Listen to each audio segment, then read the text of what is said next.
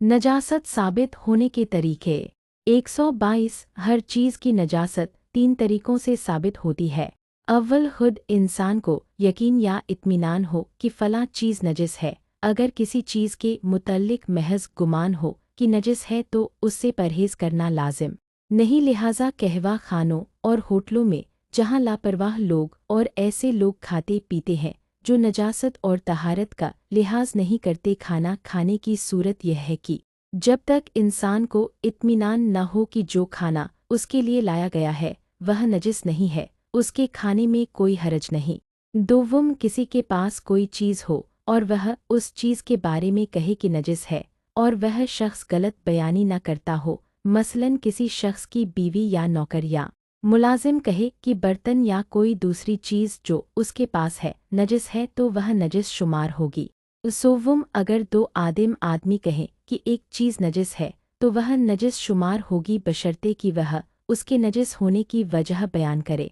123। अगर कोई शख्स मसले से अदम वाकिफियत की बिना पर यह न जान सके कि वह चीज़ नजिस है या पाक, मसलन उसे यह इल्म न हो कि चूहे की मेंगनी पाक है या नहीं, तो उसे चाहिए कि मसला पूछ ले। लेकिन अगर मसला जानता हो और किसी चीज़ के बारे में उसे शक हो कि पाक है या नहीं, मसलन उसे शक हो कि वह चीज़ खून है या नहीं, या यह न जानता हो कि मच्छर का खून है या इंसान का, तो वह चीज़ पाक शुमार होगी और उसके बारे में छानबीन करना या पूछना लाजिम नहीं।